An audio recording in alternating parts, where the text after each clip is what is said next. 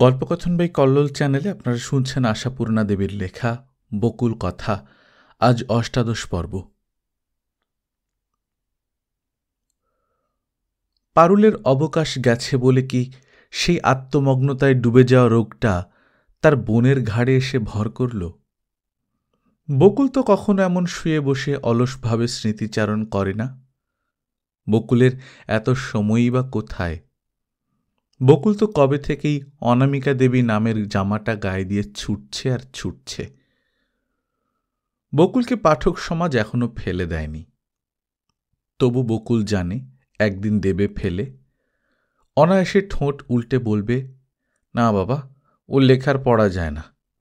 সেই মনস্তত্ত্বের তত্ত্ব নিয়ে কথার ফেনা আর ফেনানো, যেন মানুষটার জীবটা শুধু মনই আছে, রক্তমাংসের একটা দেহ নেই। এই ধরনের মন্তব্য অন্যের সম্বন্ধে কানে এসেছে, অতএব বোঝা শক্ত নয় অনামিকার সম্বন্ধেও এই মন্তব্য তোলা আছে। তখন শুধু সম্পাদকের খাতায় যে নিমন্ত্রণের তালিকা আছে, সেই তালিকার খাতিরেই মাঝে মাঝে এক একটা নিমন্ত্রণপত্র আসবে, সামাজিক নিমন্ত্রণের মতো। কারণ বিজ্ঞাপনদাতারা কতগুলো নাম মুখস্থ করে রেখেছে, সেইগুলোই তারা ভালো বোঝে। আধুনিক অতি আধুনিকদের নাম মাথামোটা কারবারি লোকেদের কানে ঢুকতে দেরি হয়। তখন সেই সামাজিক দায়ে লেখা ছাপা হলেও পাঠক অনামিকা নামের ফরমাটা উল্টে ফেলে চোখ ফেলবে অন্যত্র। প্রকাশকরা যারা নাকি এখনো হাঁটাহাঁটি করছেন, তারা বইটা ছাপতে নিয়েও ফেলে রেখে উঠতি নামকরাদের বইগুলো আগে ছাপবেন। এই হবেই, এই নিয়তি। এই নিয়তি তো চোখের সামনেই কত দেখছেন অনামিকা দেবী। লাইব্রেরিতে যার বই পড়তে পেত না, লাইব্রেরিরা এখন তার বই কিনতে চায় না, পয়সাটা মিথ্যে আটকে রাখবে না বলে। জনপ্রিয়র দেবতা তো জনগণ, তারা যদি একবার মুখ ফেরান তাহলেই তো হয়ে গেল। অনামিকা দেবীর দেবতা এখনো হয়তো বিমুখ হননি, কিন্তু হতে কতক্ষণ? অনামিকা চুপচাপ শুয়ে সেই দেবতাদের কথা চিন্তা করেন না। ভাগ্যের কাছে অকৃতজ্ঞ হবেন না তিনি। সামান্য সম্বল নিয়ে এই হাটে এসে দাঁড়িয়েছিলেন, বিনিময়ে পেয়েছেন অগাধ অবিশ্বাস্য। মন পূর্ণ হয়ে আছে কানায় কানায়। ওই ভালোবাসার দানেই নিজের অক্ষমতার গ্লানি মুছে যায়। মনে হয় কি পেয়েছি আর না পেয়েছি তার হিসেব করতে বসে দুঃখ ডেকে এনে কি হবে? যা পেয়েছি তার হিসেব করার সাধ্য আমার নেই। ভিড় করে আসে অনেক মুখ, ভালোবাসার মুখ। ভিড় করে আসে নিজের সৃষ্ট চরিত্ররাও।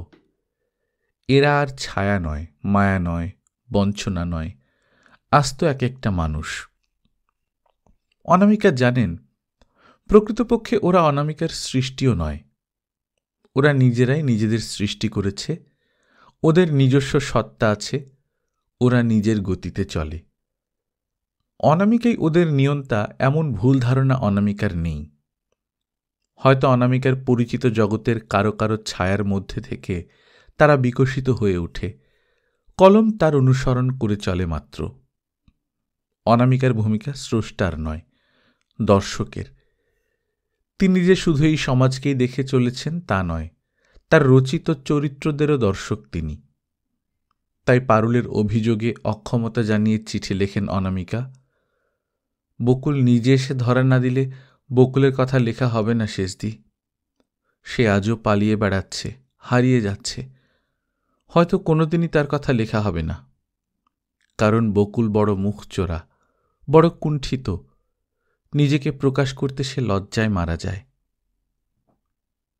অনামিকার ভক্ত পাঠককুলের এখন আর অজানা নেই অনামিকা বকুলের ছদ্মবেশের নাম।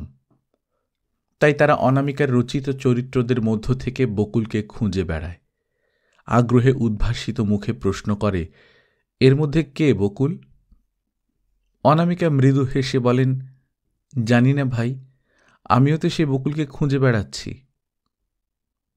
কিন্তু অনামিকা কি শুধু বকুলকেই খুঁজে বেড়াচ্ছেন? আবাল্যের এই সাধনায় আরও একটা জিনিস কি খুঁজে বেড়াচ্ছেন না? খুঁজে বেড়াচ্ছেন না কেন এই তার জানা জগতের সমাজে আর জীবনে এত বেদনা, এত অবিচার, এত নিরুপায়তা? আর খুঁজে বেড়াচ্ছেন না ঝকঝকে রাংতা মোড়া জীবনের অন্তরালে কি শ্মশানের ভস্মরাশি? তবু আজ মনে হচ্ছে হয়তো আরও দেখার ছিল। দুঃসহ বেদনা ভারাক্রান্ত পৃথিবীকে যতটা দেখেছেন অনামিকা, হয়তো ততটা দেখাননি তার আলোর দিকটা। আলো আছে বইকি, আছে আনন্দ, আছে বিশ্বাস, আছে প্রেম, আছে সততা। শুধু তারা তীব্র শিখায় চোখ ধাঁধায় না বলেই হয়তো চোখে কম পড়ছে। অনামিকার মনে পড়ে সেই ছেলেটার মুখ, যে একদিন তার প্রথম কবিতা ছাপা হওয়া পত্রিকাখানা নিয়ে দেখাতে এসেছিল। তার মুখে যেন বিধাতার আশীর্বাদের আলো। এমন কত ছেলেই তো আসে। আজকের ছেলেদের প্রধান হবেই তো সাহিত্য। রাশি রাশি ছেলে আসে তাদের নতুন লেখা নিয়ে।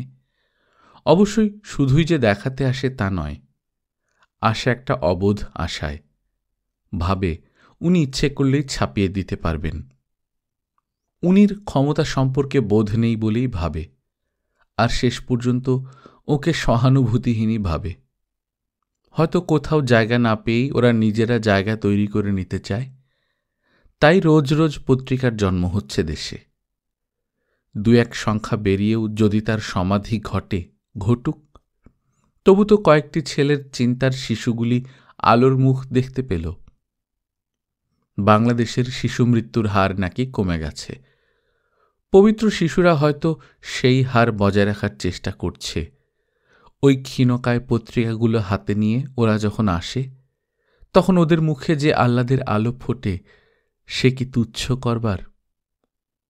তবু সেই একটা ছেলেকে খুব বেশি মনে আছে, অথচ আশ্চর্য নামটা মনে নেই। মনে আছে চেহারাটা, শ্যামলা রং, পাতলা লম্বা গড়ন, চুলগুলো রুক্ষ সূক্ষ্ম, কপালে একটা বেশ বড়সড় কাটার দাগ, আর তীক্ষ্ণ নাকওয়ালা মুখেও একটা আশ্চর্য কমনীয়তা। তার কবিতা তাদের নিজেদের পত্রিকায় বেরোয়নি, বেরিয়েছিল একটি নামকরা পত্রিকায়। কেমন করে যে এই অসাধ্য সাধন করেছিল তা সেই জানে। কেবলমাত্র লেখার গুণের জোরেই যে এটা হয়ে ওঠে না, সে তো সকলেরই জানা। গুণটা যে আছে সেটা তাকিয়ে দেখছে কে? তা হয়তো তার ভাগ্যে এমন কেউ দেখেছিলেন যার হাতে সেই গুণটুকুকে আলোয় এনে ধরবার ক্ষমতা ছিল। যাই হয়ে থাক, ছেলেটির সেই মুখ ভুলবার নয়। বলেছিল, জানেন, জীবনে যদি আমার আর একটা লেখাও ছাপা না হয়, তাহলেও দুঃখ থাকবে না আমার। অনামিকা বলেছিলেন, সে কি? হ্যাঁ, সত্যি বলছি আপনাকে, আমার পারিবারিক জীবনের কথা আপনি জানেন না। সেখানে অনেক বঞ্চনা, অনেক দুঃখ, অনেক অপমান। তবু মনে হচ্ছে সব কষ্ট সহজে সইবার ক্ষমতা আমার হবে আজ থেকে। কথাগুলো অবশ্যই অতি আবেগের, তবু কেন কে জানে হাসি পায়নি। অতি আবেগ বলেও মনে হয়নি, যেন ওর মধ্যে একটা দৃঢ় প্রত্যয় কাজ করছে। কবিতাটা প্রেমেরই অবশ্য, তবে আধুনিক ভঙ্গিতে তো সেই প্রেমকে ধরা ছোঁয়া যায় না। তবু অনামিকার মনে হয়েছিল ছেলেটা কি ওই কবিতার মধ্যে দিয়ে তার প্রেম নিবেদন করতে চেয়েছিল। নামটা মনে নেই, এই দুঃখ। নতুন নতুন কিছু শক্তিশালী কবি দেখতে পাচ্ছেন, কিন্তু তাদের চেহারাটা দেখতে পাচ্ছেন না। কে জানে কার কপালে রাজটিকার মতো সেই কাটার দাগটা। ছেলেদের মধ্যে এই সাহিত্যের হবি যতটা বেশি, মেয়েদের মধ্যে তার শিকির শিকিও নয়। তবে মেয়েদের মধ্যে থেকেও কি খাতার বোঝা নিয়ে কেউ আসে না? খাতার বোঝা আর প্রত্যাশার পাত্র নিয়ে আসে, কিন্তু লক্ষ্য করে দেখেছেন অনামিকা দেবী, তারা মেয়ে নয়, প্রায় কেউই। তারা সংসারের পোড় খাওয়া গৃহিণী, অবমানিতা বধূ, হয়তো প্রৌঢ়া, হয়তো মধ্যবয়সী। সারা জীবনের তিল তিল সঞ্চয় ওই খাতাগুলি, কিন্তু ওগুলির যে কোনোদিনই আলোর মুখ দেখার সম্ভাবনা নেই, সে কথা তাদের বলতে কষ্ট হয়। আর সত্যি বলতে কি, তখন হঠাৎ নিজেকে ভারী স্বার্থপর মনে হয় অনামিকা দেবীর। যেন তিনি অনেকের প্রাপ্য ভাগ দখল করে বসে আছেন, প্রাচুর্যের আহার্য পাত্র সামনে নিয়ে বসে দরিদ্রের দিন অন্নপাত্র চোখে পড়ে গেলে যেমন লাগে, অনেকটা যেন তেমনি। সেই বউটির কথা মনে পড়ছে, তার নামও মনে আছে, অথচ খুব সাধারণ নাম, সবিতা।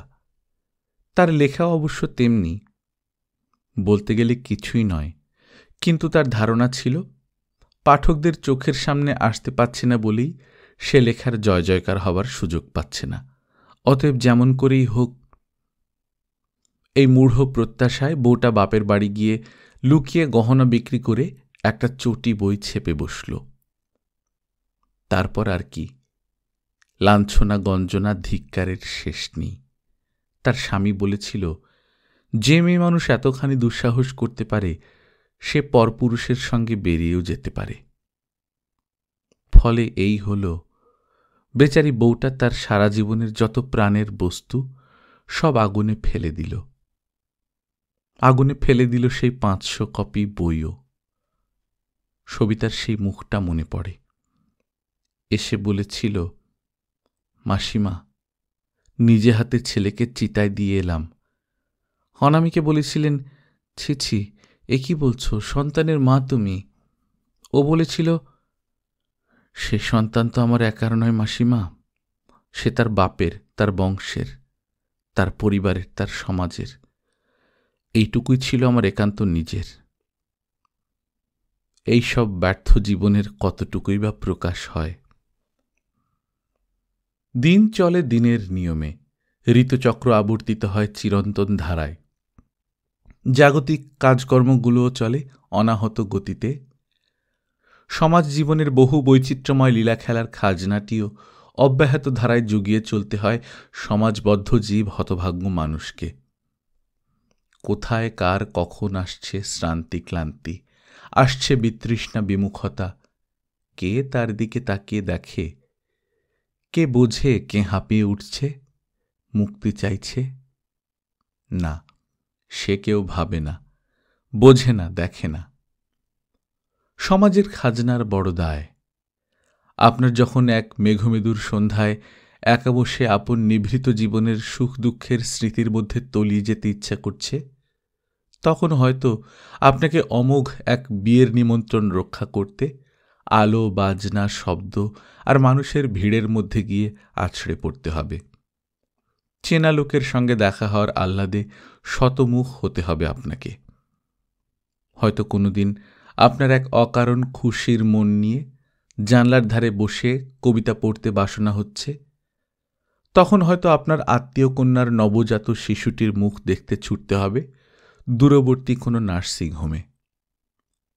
অথবা হয়তো কোনো এক উজ্জ্বল বৈশাখের বিকেলে আপনার কোনো প্রিয় বন্ধুর বাড়ি বেড়াতে যেতে ইচ্ছে করছে, একটু আড্ডা দিয়ে আসতে। তখন পিস্তুত পিসিমার শবযাত্রার সঙ্গে শোভাযাত্রী হয়ে গিয়ে পৌঁছতে হবে মহাশ্মশানে। মোট কথা, নিজেকে নিয়ে একা পড়ে থাকবার উপায় নেই, সমাজের ট্যাক্স যোগান দিয়ে চলতেই হবে। অতএব অনামিকাকে পুলক সংঘের বার্ষিক সাহিত্য সভার উদ্বোধনে যেতে হয়েছিল তখন, যখন শম্পা নামের একটা চিরকালের মেয়ের মুখটা স্মরণ করে প্রাণটা হাহাকার করছে। সে প্রাণ ছুটে যেতে চাইছে তার সন্ধানে। কিন্তু নতুন করে হঠাৎ কেন এই হাহাকার? তা আছে কারণ। আজই বাড়িতে একটা পোস্টকার্ড এসে জানিয়ে দিয়ে গেছে, আমি মরিনি, বেঁচে আছি। হ্যাঁ, নাম সম্বোধনহীন শুধু ওই একটি লাইন। এ চিঠির দাবিদারকে জানার উপায় নেই, কোথাও কারো নাম নেই। ঠিকানার অংশটুকুতে শুধু গোটা গোটা করে লেখা ঠিকানাটুকুই। তবে এই চিঠিটুকুকে আমার বলে দাবি কে করতে পারে? হিসেব মতো কেউই পারে না, অথবা ওই ঠিকানার বাসিন্দারা সকলেই পারে।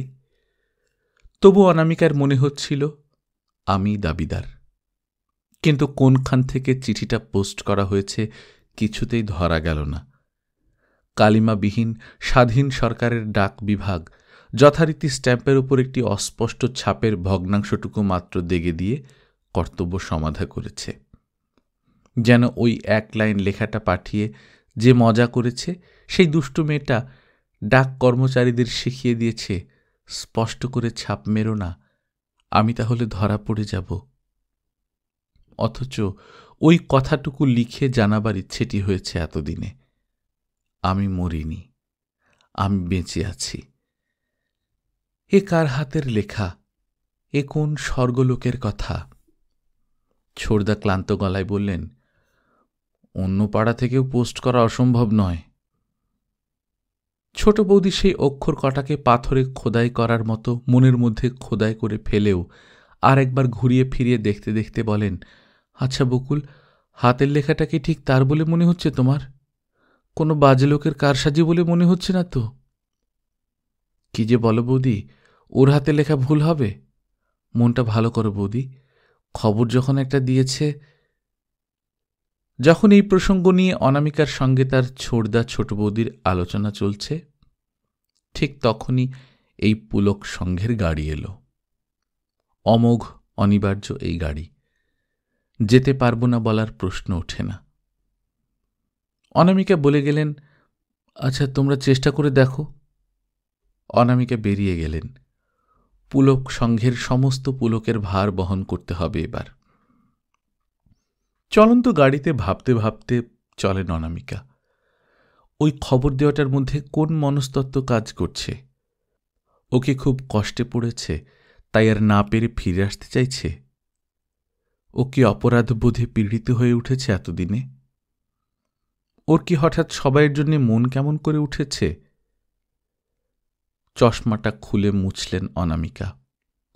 আর যখন আলোকোজ্জ্বল মঞ্চে গিয়ে বসলেন, তখন সহসা মনে পড়ে গেল, একদিন আমি নির্মল মারা গেছে শুনেও সভায় এসে অবিচলভাবে সমস্ত কাজ করে গিয়েছিলাম। অথচ আজ ও বেঁচে আছে খবর পেয়ে এত ভয়ানক বিচলিত হচ্ছি যে কিছুতেই মন বসাতে পারছি না। কবে এত দুর্বল হয়ে গেলাম আমি? তবু অভ্যাসগতভাবে হয়েও গেল সব। মঞ্চ থেকে নেমে আসতে আসতে ছেঁকে ধরল অটোগ্রাফ শিকারীর দল। আর তাদের আবদার মিটিয়ে যখন ঠিক গাড়িতে উঠতে যাচ্ছেন, হঠাৎ পেছন থেকে কে বলে উঠল, আমার একটা অটোগ্রাফ। কে কে বলল কথাটা? অনামিকা গাড়ির দরজাটা ধরে নিজেকে সামলে নিয়ে আশেপাশের ভিড়ের দিকে তাকালেন। অনামিকার মনে হল সব মুখগুলো যেন একরকম, ঝাপসা ঝাপসা। এই সময় তোমার বৈকালিক রাস গোছানো থাকলো, দয়া করে ঠিক সময় খেয়ে নিও। সত্যবানের সামনে টুলে একটা কৌটো নামিয়ে রেখে বলল শম্পা। এসে যেন দেখি না কৌটো খোলা হয়নি। সত্যবান ভুরু কুঁচিয়ে বলল, সবই তো বুঝলাম, কিন্তু বৈকালিক রাস কথাটার মানে? মানে তো অতি সোজা। প্রাতরাশ মানে জানো নাকি তাও জানো না? সেটা জানি। তবে আর কি, সকালের জলখাবার যদি প্রাতরাশ হয় তো বিকেল একটা বৈকালিক রাস হবে না কেন? সত্যবান ওর আলো ঝলবলে মুখের দিকে অভিভূত দৃষ্টিতে তাকিয়ে বলে ওঠে, শম্পা। বলুন স্যার। এত দুর্দশার মধ্যে এত আহ্লাদ কোথা থেকে আসে তোমার শম্পা? দুর্দশা? শম্পা ভুরু কুঁচকে বলে, তা বেশ, দশাটা যদি দুর্দশায় হয়, যদিও আমি তা মানি না, ওটা আপনাদের ধারণার ব্যাপার। তাহলে বলি, আহ্লাদ জিনিসটার বাসা কোথায় বলুন তো মশাই? ওটা কি বাইরের কোনো দোকানে মেলে, নাকি আশেপাশের কোনো গাছে ফলে? তোমার কথা শুনলে আমার অবাক লাগে শম্পা, আমার ভয় করে। ভয় করে? সেটা আবার কি? শম্পা সর্বাঙ্গে আহ্লাদ ঠিকরি বলে, অবাক লাগতে পারে, এমন অবাক করা একখানা মেয়ে দৈবেই দেখতে পাওয়া যায়, কিন্তু ভয়? ভয়ই তো। মনে হয় একদিন দেখব হঠাৎ এই সবই স্বপ্ন, তুমি আর আমার সামনে নেই। সামনে না থাকাই স্বাভাবিক। শম্পা তেমনি করে হাসে, পেছনে থাকলে ঠেলার সুবিধে। সেই তো, সারা জীবন আমায় ঠেলে নিয়ে যাবে এ আমি ভাবতেই পারি না। তোমায় সেদিন কি পড়তে দিয়েছিলাম? শম্পা মাস্টার মশাইয়ের ভঙ্গিতে গম্ভীর গলায় বলে, পড়নি রাজকুমারী ও বামনের গল্প? পড়েছি, ওসব পড়াশোনার মধ্যে কোনো সান্ত্বনা পাই না। কোনো মতেই নিজেকে তোমার পাশে ভাবতে পারি না। শম্পা বসে পড়ে হতাশ গলায় বলে, আচ্ছা তুমি কি চাও বলো তো? আমাকে তোমার যোগ্য করে নিতে কোনো কৌশল প্রয়োগ করব? বেশ, কি করা যায় বলো? পা দুটো কেটে ফেলব? না, ওতে সুবিধা হবে না। 4 চাকার গাড়ি না থাক, 2 চাকার সাইকেলটারও দরকার। একজনের অন্তত পা থাকা বিশেষ প্রয়োজন। হাত? ওরে বাবা, হাত বাদ দিলে তোমার মুখের সামনে নাড়ব কি? চোখ? ওটা গেলে কটাক্ষ গেল। এক পারা যায় শূর্পণখার মতো নাকটা কানটা খতম করে ফেলা। বলো তো তাই করি? তাহলে যদি তুমি কিছু সান্ত্বনা পাও। শম্পা, এই দেখো, বেরোবার সময় এই এক নাটক, যাচ্ছে একটা শুভ কাজে, আর ওই সব কাণ্ড। পুরুষ মানুষের চোখে অশ্রুধারা এ আমার বরদাস্ত হয় না বাপু। সত্যবান অন্যদিকে তাকিয়ে বলে, তুমি কেন আমাকে ভালোবাসতে এলে শম্পা? ওই তো, শম্পা সঙ্গে সঙ্গে বলে ওঠে, ওইটাই তো আমিও ভেবে মরি। কি মরণদশা হলো আমার যে তোমার মতো একটা উজবুক বুদ্ধুকে ভালোবাসতে গেলাম। যাকগে, যা হয়ে গেছে তার তো আর চারা নেই। চারা নেই কে বলল? তুমি তো অনায়াসেই। দেখো, এবার কিন্তু আমি রেগে যাব। আমার রাগ তুমি জানো না। বাবা বলল আমার বাড়িতে এসব চলবে না, বললাম বেশ, চালাবো না, চলে এলাম এক বস্ত্রে। সেই তো, তোমার এই ভয়ঙ্কর ইতিহাসটাই আমাকে সর্বদা ভয় পাওয়ায়। তবে হে প্রভু, আপনি এখন বসে বসে ভয় পান, আমি একটু বেরিয়ে পড়ি। সত্যবান বিহ্বল দৃষ্টিতে তাকিয়ে বলে, এত আহ্লাদে ভাসতে ভাসতে কোথায় চলেছ? বলবো কেন? না বলতে চাও বলবে না? উফ, কি রাগ বাবুর! বলবো বলবো, ফিরে এসে বলবো। এখন চলি কেমন? খেও, আর ওই বইটা পড়ে ফেলো। কোনটা? বই তো অনেক চাপিয়ে রেখেছ। আহা, বললাম না, রবীন্দ্রনাথের নৌকাডুবিটা পড়ে ফেলো। কিছুই তো পড়নি যাবৎ, পড়ে দেখো। দেখবে একমাত্র বই পড়ার মধ্যেই জীবনের সব দুঃখ কষ্ট ভোলা যায়। তোমায় আমি ওই নেশায় নেশাখোর করে তুলব, দেখো। হাসতে হাসতে আহ্লাদে ভাসতে ভাসতে চলে যায় শম্পা। ঝাপসা ঝাপসা অনেকগুলো মুখের মধ্য থেকে একখানা মুখ ঝলসে উঠল। রোগা কালো শুকনো একটা মুখ। তবু বুঝি আকাশ ভরা, চন্দ্র সূর্যের আলো ভরা। বিশ্বাস করতে কিছুটা সময় লাগল। হয়তো সে সময় ঘড়ির হিসেবে 1 সেকেন্ডের সামান্যতম ভগ্নাংশ মাত্র। তবু থমকে থেমে থাকা ক্ষণকাল বুঝি অনন্তকালের স্বাদবাহী। ওই মুখের অধিকারিণীর হাতে সত্যি কোন অটোগ্রাফ খাতা ছিল না, তবু হাতটা বাড়ানো ছিল। রোগা পাতলা নিরাভরণ একখানা হাত।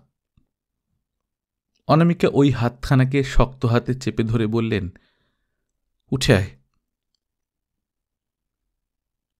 হাসতে হাসতে বেরোলে আর কাঁদতে কাঁদতে ফিরলে যে? সত্যবান ওকে ঘরে ঢুকতে দেখে হাতের বইটা মুড়ে রেখে ওর মুখের দিকে তাকিয়ে আস্তে প্রশ্ন করে, কি হলো?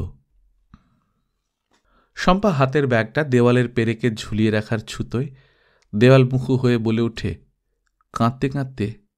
কে বলল তোমায়? বলে, কিন্তু কণ্ঠস্বরে ওর নিজস্ব কলকণ্ঠের ঝঙ্কার ফোটে না। ঝঙ্কারের চেষ্টাটাই ধরা পড়ে শুধু। সত্যবানার কথা বলে না, বইটা মুড়ে বসে থাকে চুপচাপ। শম্পা বলে, খেয়েছিলে? সত্যবান কুণ্ঠিত গলায় বলে, না, মানে খুব বেশি খিদে পায়নি। শম্পা এবার ফিরে দাঁড়ায়, বলে ওঠে, খুব বেশি খিদের মতো ভয়ানক কিছু দিয়ে খাওয়া হয়েছিল কি? না না, মানে মোটেই খিদে পায়নি। শম্পা এবার ওর কাছাকাছি টুলটায় বসে পড়ে হতাশ গলায় বলে, আচ্ছা, তোমার জ্বালায় আমি কি করব বলতে পারো? করবার কিছু নেই, নিজের হাতেই খাল কেটে কুমির এনেছ। শম্পা দেয়ালের দিকে তাকিয়ে বলে, সেকালে রানী মহারানীরা কেন যে একটা গোঁসাঘর রাখতেন সেটা মর্মে মর্মে অনুভব করছি। যে কোনো সম্ভ্রান্ত চিত্ত মহিলার ওটা একান্ত প্রয়োজন। একান্ত প্রয়োজন? নিশ্চয়ই। সবসময় মহারাজদের চোখের সামনে থাকতে হলেই তো প্রেস্টিজ পাংচার।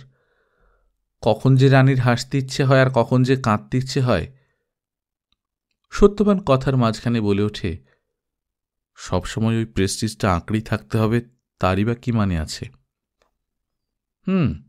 বাকিটা কি তো বেশ রপ্ত করে ফেলেছ দেখছি।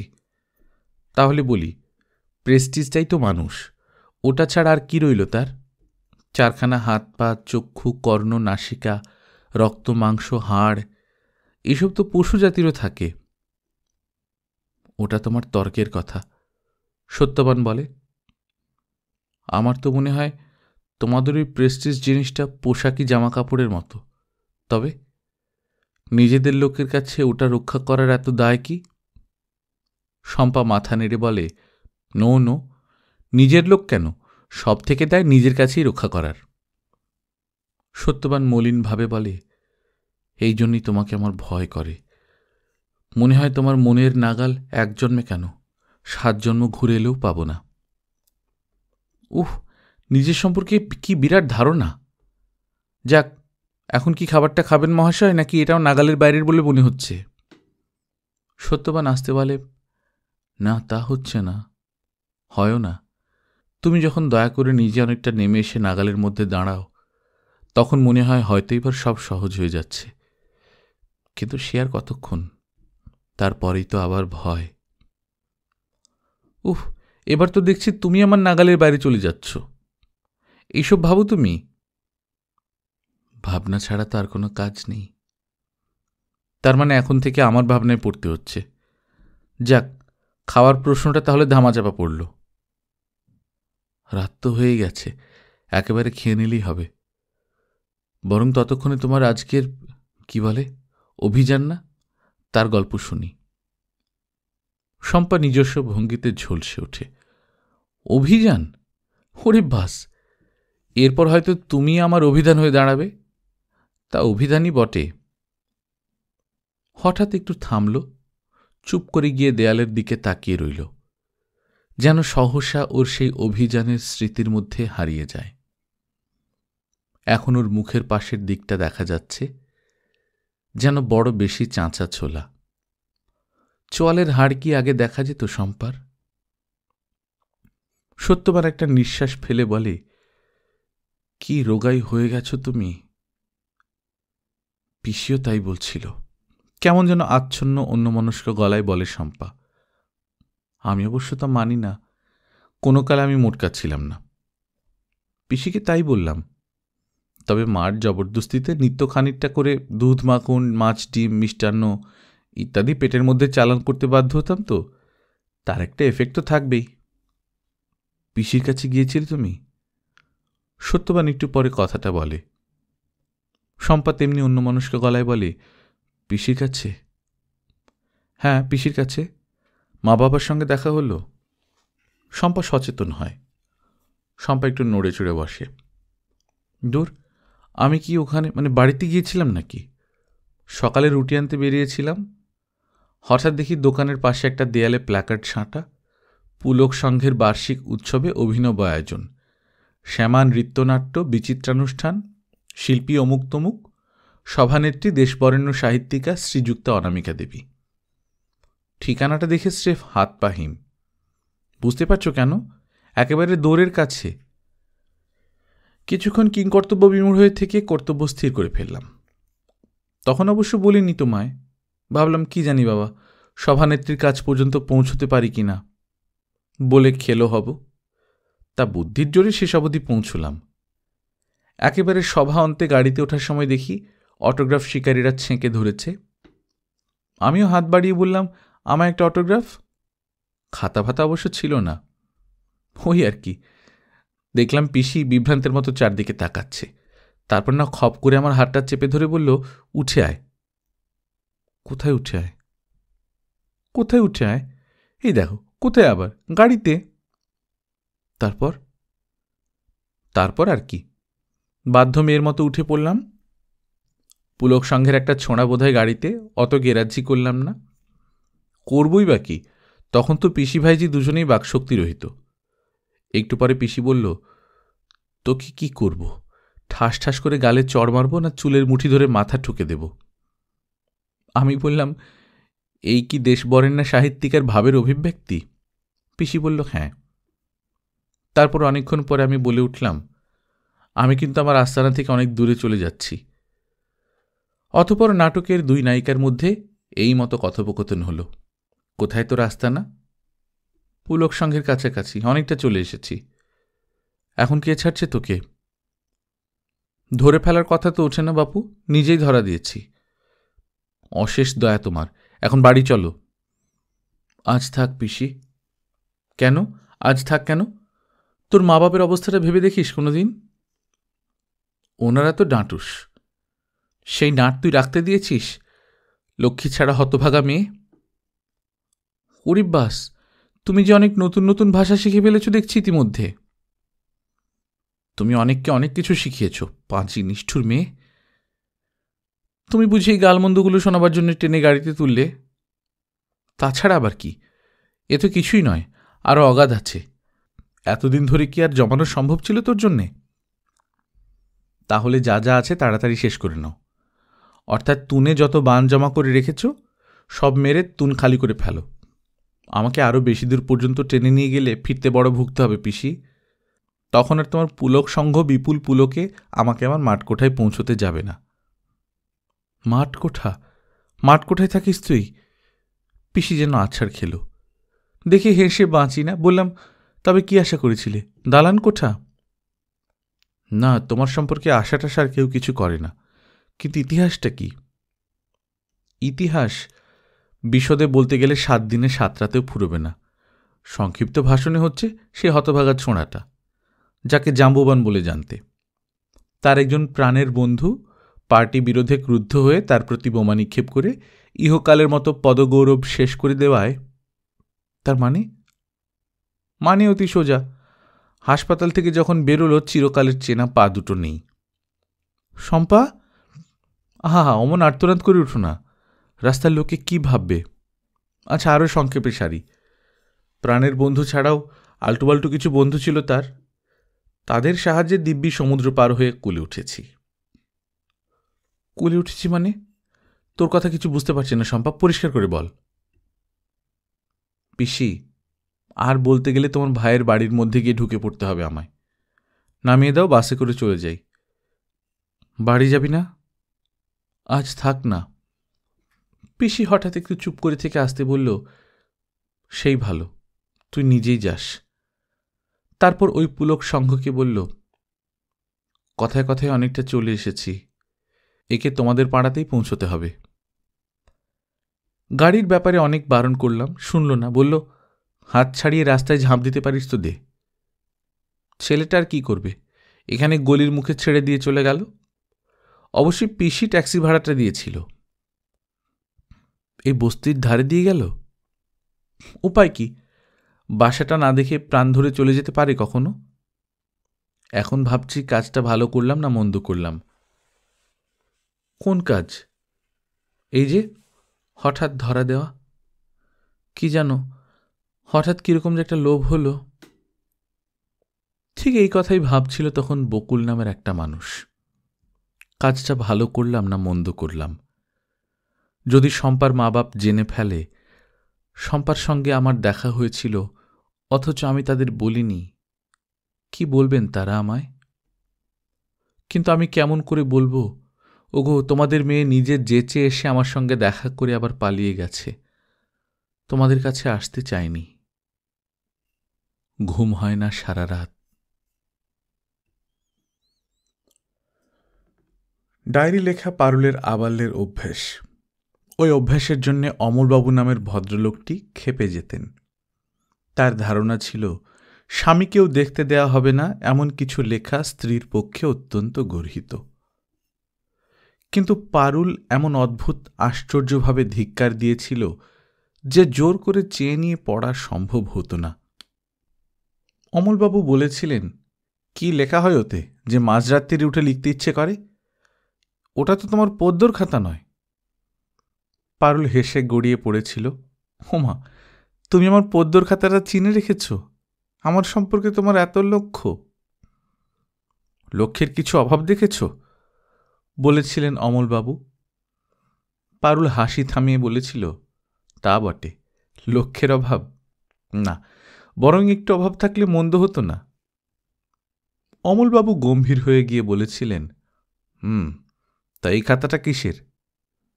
দেখছই তো ডায়েরির। ডায়েরি?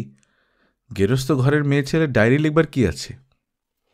কিছু নেই, পাগলামি মাত্র। কই দেখি, কি নিয়ে পাগলামি? বলেছিলেন অমলবাবু হাত বাড়িয়ে। সে সময় পারুল বেদম হেসে উঠেছিল। হেমা, দেখবে কি বলো? পরের চিঠি পড়ো, তাই বলে অন্যের ডায়েরি দেখবে? না বাপু, তুমি বড্ড বেশি গাইয়া। আমার সামনে যা বললে অন্য কারোর সামনে বলো না। এটাকে এই তোমার সভ্যতার উপর ছেড়ে দিয়ে যেখানে সেখানে ফেলে রাখছি, দেখো টেকো না জানো।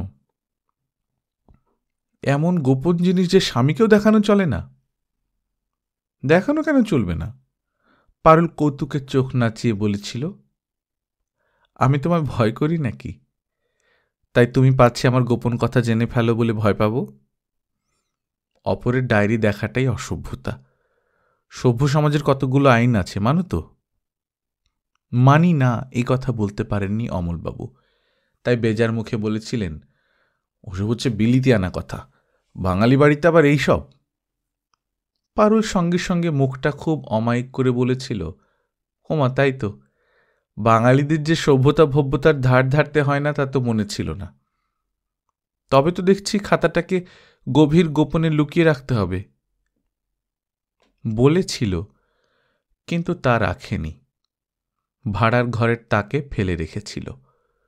অথবা সেটাই অমলবাবুর পক্ষে দুর্গম দুস্তর ঠাঁই বলেই ওই চালাকিটা খেলেছিল। ভাড়ার ঘরের চাবি দেওয়ার কড়া নির্দেশ অমলবাবুরই। চাকর বাকরকে তাঁর দারুণ সন্দেহ। পারুল যখন বলেছিল, সর্বদা চাবি দিয়ে রাখব, ভাড়ার এমন কি আছে? টাকা না গহনা, নাকি শাল দোশাল? দুটো চাল ডাল তেল নুন বই তো নয়। তখন অমলবাবু পারুলকে ন্যাকা আখ্যা দিয়েছিলেন। অতএব পারুল একনিষ্ঠ চিত্তে ভাঁড়ারের চাবি লাগায়, এবং সে চাবি কোথায় যে রাখে কে জানে। আঁচলের চাবি বাঁধার যে একটা চিরন্তন রীতি আছে বাঙালি মেয়েদের, সেটা আবার পারুলের হয়ে ওঠে না। আঁচলের চাবি বাঁধার অভ্যেস তার এ যাবৎকালে নেই। পারুল যখন ভাড়ারে থাকে, কাজকর্ম করে, তখন কিছু আর সামনে থেকে ফস করে টেনে নেওয়া যায় না। আর পারুল যখন বাড়ি ছাড়া হয়ে কোথাও যায়, চাবিটা খুঁজে পাওয়া যায় না। অবশ্যই কোথায় আর যেত পারুল? হয়তো পাশের বাড়ির কনক মাসিমার কাছে। মফস্বলে যেরকম পাড়া বেড়ানোর প্রথা, পারুল তেমন বেড়াতে পারত না। না, অমলের ভয় নয়, নিজের বিতৃষ্ণায়। ওটা ওর নিজের রুচিতেই ছিল না। সময়ের মতো মূল্যবান আর কি আছে? সেই সময়টাকে নিয়ে ছিনিমিনি খেলবে মানুষ। বই খাতা যদিও কিছু না থাকে, নিজের মনটা নেই, তাকে নিয়েই কাটিয়ে দেয়া যায় না বাড়তি পেয়ে যা ওই সময়টুকু? শুধু কনক মাসিমার সঙ্গে রুচির কিছু মিল ছিল বলেই মাঝে মাঝে যেত। তবু ওরই ফাঁকে একদিন দু একটা পাতায় চোখ বুলিয়ে ফেলেছিলেন অমলবাবু। ছুতো করে ভাড়ার ঘরে ঢুকে তাকের গা ঘেঁষে দাঁড়িয়ে বউয়ের সঙ্গে কথা বলতে বলতে অন্য মনস্কের ভাবে খাতাটার পাতা উল্টে। কিন্তু দেখে লাভ হয়নি কিছু। একখানা পৃষ্ঠার পুরো পাতাটার নিচে মাত্র একটা লাইন, মানুষ নামের জীবটা কি হাস্যকর, বিধাতার সৃষ্টির গলদ। পরের পৃষ্ঠায় সেইভাবে লেখা, অথবা যাত্রা নিজের যথার্থ পরিচয় ভুলে মেরে দিয়ে নিজেকে হাস্যকর করে বসে আছে। বিধাতার সৃষ্টিতে গলদ ছিল না। আর একটা পৃষ্ঠায় লেখা, আজকের মধ্যরাত্রির আকাশটা কি অপূর্ব, চাঁদ না থাকা আকাশ কি অসম্ভব সুন্দর। এই জিনিস লিখে মানুষ সময় নষ্ট করে, আবার সেটা অন্যকে দেখানো চলে না। রাবিশ। পারুল এখনো মাঝে মাঝে ডায়েরি লেখে, এখনো তেমনি ছিঁড়ে ছাঁদের অভাব, আর ভঙ্গিটাও তেমনি, যেন মুখোমুখি বসে কারো সঙ্গে কথা বলছে। আজ লিখছিল, মনের মধ্যে বেশ একটু অহংকার জন্মে গিয়েছিল। তোমাদের নীতি নিয়মের ওইসব বহুবিধ দায়ের বোঝা আমি আর বয়ে মরি না। অহংকার ছিল, হাল ছেড়ে আজ বসে আছি আমি, ছুটি নে কাহারও পিছুতে, মন নাহি মোর কিছুতেই নাই কিছুতে। সেই অহংকারটা ভাঙতে বসেছে। অহংকার ছিল, যার বেড়ি তারে ভাঙা বেড়িগুলো ফিরায়ে বহুদিন পরে মাথা তুলে আজ উঠেছি। কিন্তু এখন যেন টের পাচ্ছি সব বেড়ি ভাঙা সহজ নয়। সমাজের দায়, সংসারের দায়, চক্ষু লজ্জার দায়, মমতার দায়, সব কিছু ত্যাগ করলেও একটা দায় কিছুতেই ত্যাগ করা যায় না। সেটা হচ্ছে মানবিকতার দায়। ওই যে ছেলেটা টেবিলে মাথা ঝুঁকিয়ে এক মনে স্কুলের পড়া তৈরি করছে, ওর মনের মধ্যে কি ঝড় তুফান উঠছে, তার চিন্তায় আমার মনে প্রবল তুফান উঠছে। স্থির থাকা দায় হচ্ছে। আচ্ছা, এটা কি স্নেহের দায়? ছেলেটার মায়ায় পড়ে গেছি বলেই? পাগল, ওসবের ধার পারুবামনি ধারে না। আজ যদি ওর মা বাপের শুভমতি হয়, কাল আর ভাবি না, আজকের দিনটা থাকুক আমার কাছে ছেলেটা। যদিও প্রতিবেশিনীরা এখন মহোৎসাহে বেড়াতে আসতে শুরু করেছেন এবং এই কথাটি বলতে পেয়ে আনন্দের সাগরে ভাসছেন, এইবারে দিদি আমাদের জব্দ হয়েছেন। এখন রাজা ভরতের দশা হল। হরিণ ছানাটির জন্য সব দরকার হচ্ছে, সব আহরণ করতে হচ্ছে। আবার আরেক দল হিতৈষীও, যারা সখেদে বলেন, দেখছেন তো দিদি যুগের ধর্ম, মা বাপ ওই দামাল বয়সের ছেলেকে বুড়ো ঠাকমার ঘাড়ে চাপিয়ে দিয়ে নিশ্চিন্ত হয়ে বসে আছে। একটা ছেলের কি কম হ্যাপা? আহা, আবার ওর জন্য মাছ মাংসের পত্তন করতে হচ্ছে। তবে এও বলি দিদি, আপনার আবার বেশি মায়া কেন? দুধ, ঘি, ছানা, মাখনে কি পুষ্টি নেই? তাই আপনি ওই ক্ষুদে ছেলেটার জন্য এতকাল পরে ওইসব ছুঁয়ে মরছেন? আর মাছটাও যদি বা করলেন, মাংস, ডিম এত কেন? তাছাড়া যত করেই মরুন, সেসব দিকে ওই ছেলে আপন হবে? হবে না দিদি, এই আমি আপনাকে স্ট্যাম্প কাগজে লিখে দিতে পারি। কার্যকালে ঠিকই আমের দুধে মিশে যাবে, আঁটি আস্তা কুড়ে রবে, নিজেই মরবেন মায়ায়। শুনে শুনে খুবই হাসি পায়, বুঝলে? মায়া নামক বস্তুটার সংজ্ঞাটা যে কি, তাই ভাবতে চেষ্টা করা। অভিধানে আছে বিভ্রান্তি, অলিক, যেটা যা নয় তাই দেখা, দৃষ্টিভ্রম। আবার এও আছে মমতা, স্নেহ। কোনটা সঠিক মনে হয় তোমার? কাকে যে সম্বোধন করে লিখছে কে জানে।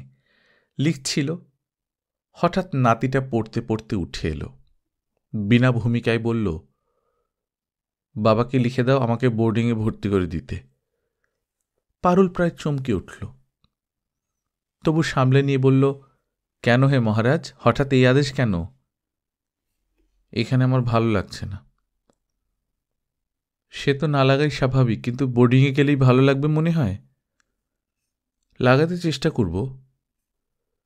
তাই এখানেই সেই চেষ্টাটা করে দেখ না। না, উদ্ধত উত্তর দিল ছেলেটা। তবে তো লিখতেই হয় বাবাকে। তা তুই নিজেই লেখ না। রাজা, পারুল যাকে মহারাজ বলে, তেমনি উদ্ধতভাবে বলে, না তুমি লিখে দাও। বাহ, তোর বাবা তুই লিখবি না কেন? বলছি তো না। ছেলেটার সুকুমার শিশু মুখে একটা অনমনীয় কাঠিন্য। পারুল একটু কাঠিন্য দেখায়। কিন্তু আমি কেন লিখতে যাব বল? তোর এখানে অসুবিধা হচ্ছে, তুই সেটা জানাবি। রাজা লাল লাল মুখে দেয়ালের দিকে তাকিয়ে বলে, আমি বলেছি এখানে অসুবিধা হচ্ছে? ওমা, তা না হলে হঠাৎ বোর্ডিংয়ে ভর্তির কথা উঠবে কেন? আমি তো 7 দিন 7 রাত বসে ভাবলেও এমন একটা কথা মাথায় আনতে পারতাম না। আমি হঠাৎ এমন কথা লিখলে বাবা ভাববে আমি তোকে ভাগাতে চেষ্টা করছি। কখনো ভাববেন না। বাবা তোমায় চেনেন না বুঝি? চেনেন বুঝি? পারুল সকৌতুকে বলে, আমি তো জানতাম আমায় কেউ চেনে না। রাজা ক্রুদ্ধ গলায় বলে, তোমার কথার মানে বোঝা যায় না। পারুল এবার শান্ত গলায় বলে, আচ্ছা রাজা, তোকে যদি আমি বাবাকে লুকিয়ে তোর মার কাছে রেখে আসি? রাজা হঠাৎ দাঁড়িয়ে উঠে বলে, তোমরা সবাই মিলে আমায় এত জ্বালাতন করছো কেন? শুধু বোকার মতো কথা। না, কেঁদে ফেলে না, শুধু মুখটা আগুনের মতো হয়ে ওঠে। পারুল কি ছোট্ট ছেলেটাকে ভয় করে? হয়তো ভেতরে ভেতরে ভয়ই আসে পারুলের। তবু সাবধানে হালকা গলায় বলে, বুড়োদের দশাই ওই, বুঝলি? সবাইকে জ্বালাতন করে মারে আর বোকার মতো কথা বলে। তা যাকগে, সত্যি বলছি শোন, আমি ঠিক করেছি তোর বাবাকে না বলে টলে চুপি চুপি তোকে নিয়ে, ব্যাপারটা যেন খুব কৌতুকের এইভাবে বলে পারুল, তোকে নিয়ে সোজা তোর মায়ের কাছে। ব্যাস, বাবা যখন এসে বলবে কই মা, রাজা কই, আমি তখন বেশ বোকাটি সেজে বলবো, কি জানি বাবু, সেজে সুটকেস ফুটকেস নিয়ে কোথায় কেটে পড়লো একদিন। রাজা এই ছেলে ভুলোনো কথায় দারুণ চটে যায়। অসহিষ্ণু গলায় বলে ওঠে, বেশ, তোমায় লিখতে হবে না, আমি বাবাকে লিখে দিচ্ছি, বোর্ডিংয়ে ভর্তি করে দিয়ে যেতে। পারুল গম্ভীর হয়, শান্ত গলায় বলে, দেখ রাজা, তোর বাবার খামখেয়ালির জন্য সবাই মিলে কষ্ট পাবি কেন? মার জন্যে তোর কত মন কেমন করছে।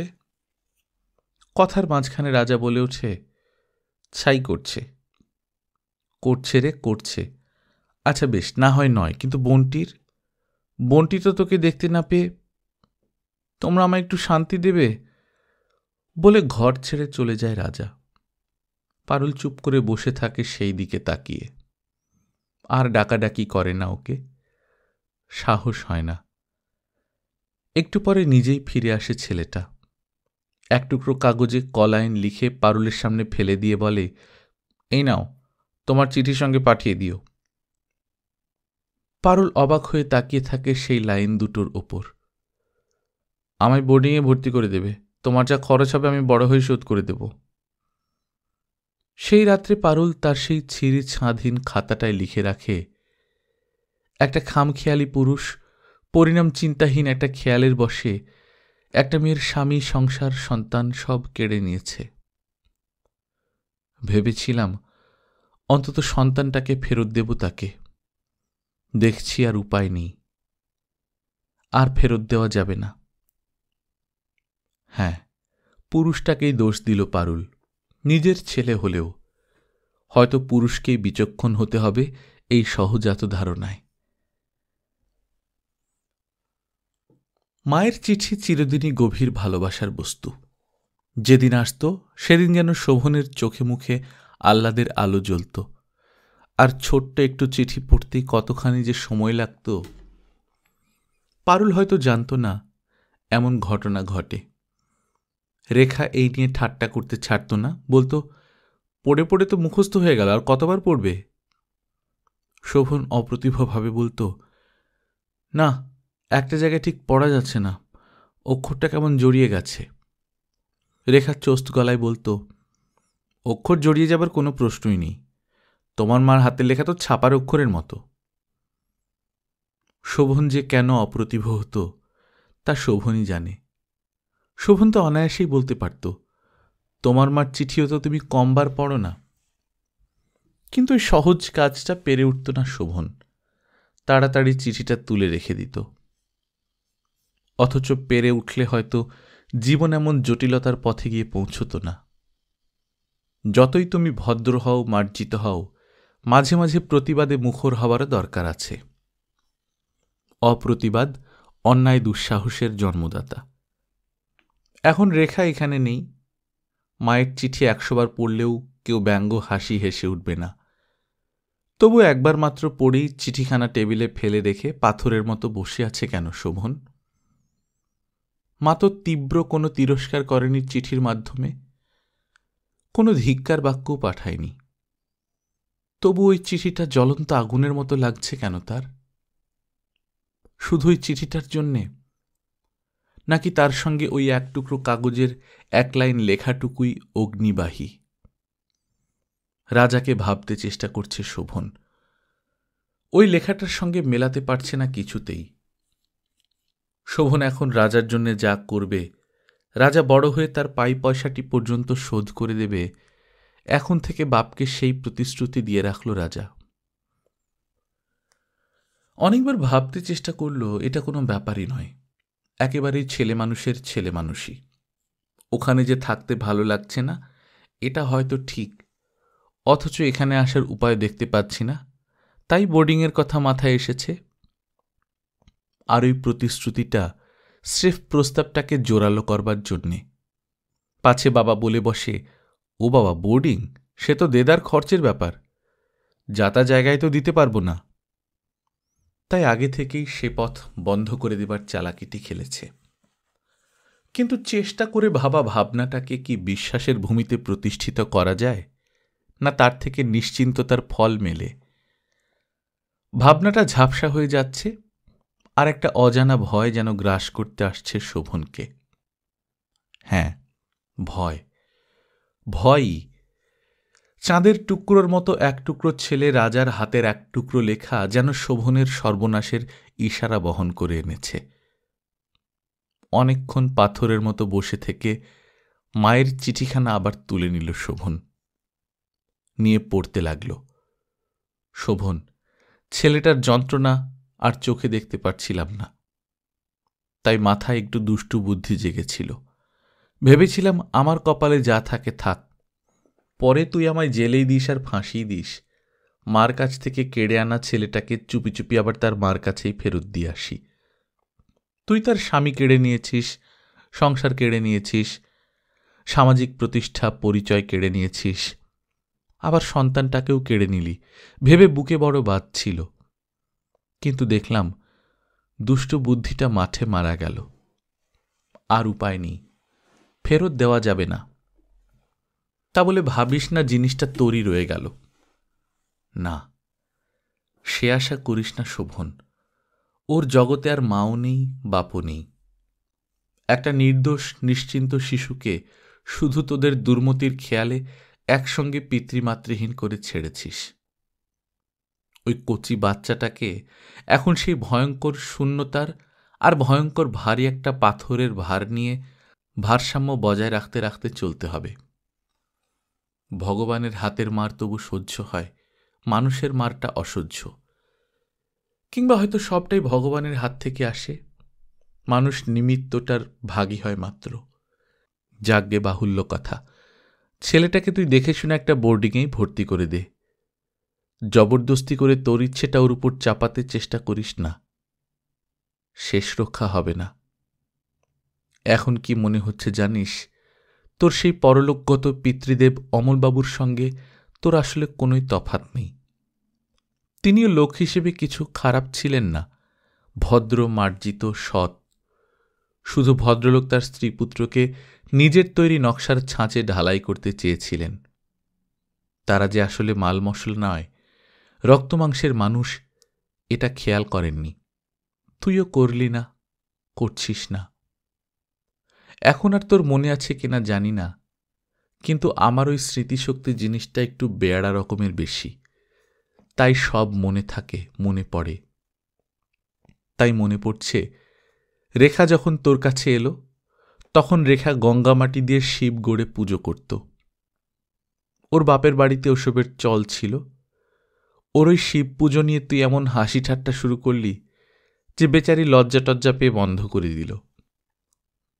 তারপর ঘর করতে এসে শোবার ঘরের আলমারির মাথায় লক্ষ্মীর পট আর ঘট বসিয়ে দুবেলা শুধু একটু ধূপ জ্বালত। সেও তোর হাসি ঠাট্টার ঘায়ে একদিন উড়ে গেল।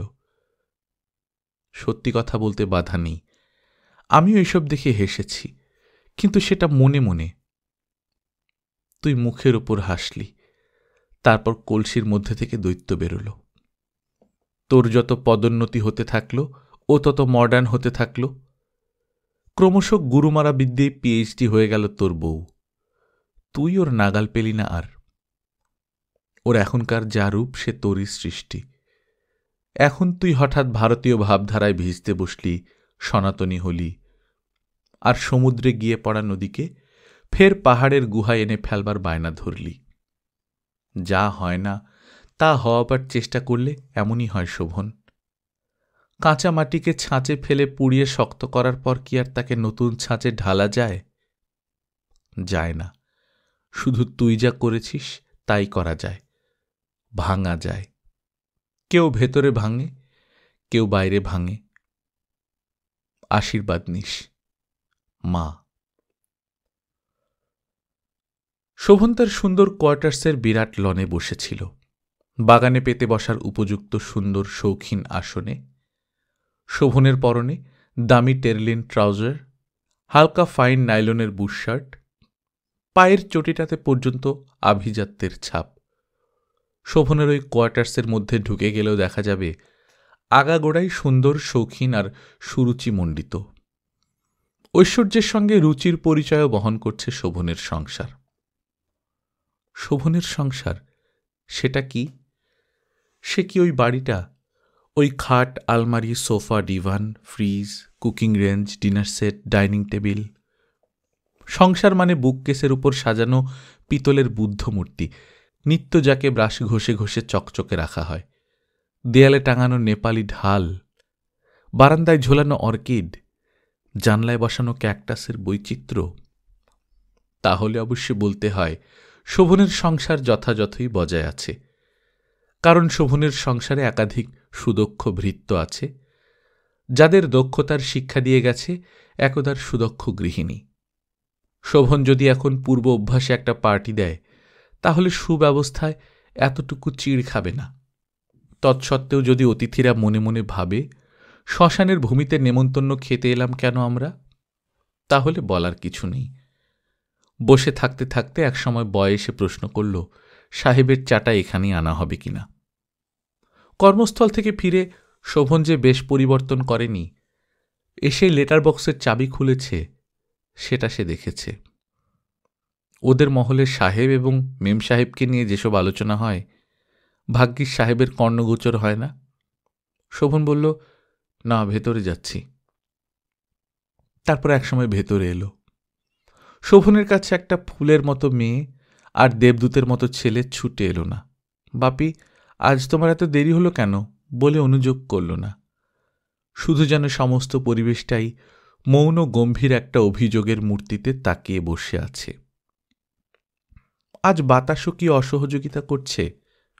পর্দাগুলো উঠছে না কেন? টেবিল ঢাকার কোণগুলো, ওগুলো এলোমেলোভাবে উড়লেও যেন মনে হয় কোথাও কোনোখানে প্রাণের স্পন্দন আছে। 2-3টে ঘর চাবি বন্ধ আছে, মগনলাল খোলে আবার ঝাড় মোছা করে বন্ধ করে রেখে দেয়। আচ্ছা, বাড়িটা কি হঠাৎ অনেক বড় হয়ে গেল? রেখা যে কেবলই বলতো আর একখানা ঘর বেশি থাকলে বাড়িটা সত্যি আইডিয়াল হতো। তার মানে জায়গার কিছু ঘাটতি পড়েছিল। শোভন সেটা প্রত্যক্ষভাবে অনুভব না করলেও এমনি অনুভব করত।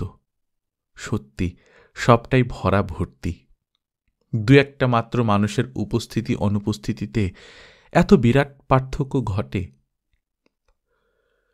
শোভন তো যে সে কেরানিবাবু নয় যে মন লাগছে না বলে কিছু না খেয়ে শুয়ে পড়ে থাকব। শোভনকে ভৃত্যবর্গের কাছে সাহেবের সম্মানটা অক্ষুণ্ণ রাখতে হবে। চায়ের পর্ব মিটিয়ে শোভন সামনের একটা ঘরের দরজা খুলল। পর্দা সরিয়ে দরজায় দাঁড়াল। এটা ওদের 2 ভাই বোনের খেলাঘর ছিল। 2জনের হলেও ঘরের 12 আনা অবশ্যই একজনের। তার দোলনা ঘোড়া, তার রেলগাড়ি, মোটরগাড়ি, উড়োজাহাজ, তার কুকুর, খরগোশ, হাতি, পাখি, আর বহু বর্ণের, বহু মাপের, বহু বৈচিত্র্যময় পুতুলের মেলা। আচ্ছা, খুকুর ওই পুতুলগুলোকে কেন নিয়ে যায়নি রেখা? রেখা কি নির্মম! শোভন তো রাজার খেলবার বস্তুগুলো যতটা পেরেছে তার সঙ্গে দিয়ে এসেছে। যদিও সেগুলোর ব্যবহারের হাত পড়ছে না। গঙ্গার ধারে সেই বাড়িখানায় একটা ঘরে বোঝাই হয়ে আছে, তবুও চোখের সামনে তো আছে।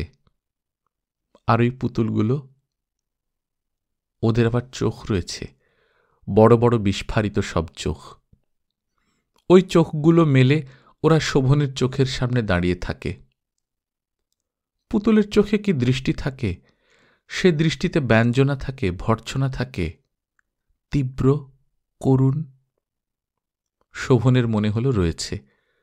শোভন সেই তীব্রতার সামনে থেকে তাড়াতাড়ি সরে এলো। শোভনের কোথায় যেন কি একটা অসহ্য হচ্ছিল, তাই শোভন ওই পুতুলের মালিককে চলে যেতে দিয়েছে। অথচ শোভন এগুলো সহ্য করে যাচ্ছে। সহ্য করে যাচ্ছে একটা মেয়ে মনের ভালোবাসায় তিল তিল করে গড়া এই সংসারটাকে। সহ্য করে যাচ্ছে প্রকাণ্ড ডিনার টেবিলটার একধারে বসে একা খাওয়া, বসবার ঘরের একটা ডিভানে তুচ্ছ একটা বালিশ নিয়ে শুয়ে থাকা। সহ্য করে যাচ্ছে সকালবেলা ঘুম থেকে উঠে একটা নিঃশব্দ প্রেতপুরীর মাঝখানে অভ্যস্ত নিয়মে ঘুরে ফিরে কাজের জায়গায় যাবার জন্য প্রস্তুত হওয়া। কদিন যেন একটা ঘোরে ছিল, ঠিক অনুভব করতে পারছিল না সত্যি কি ঘটে গেছে। আজ মায়ের চিঠি যেন প্রবল একটা নাড়া দিয়ে জানিয়ে গেল ঘটনার স্বরূপ কি।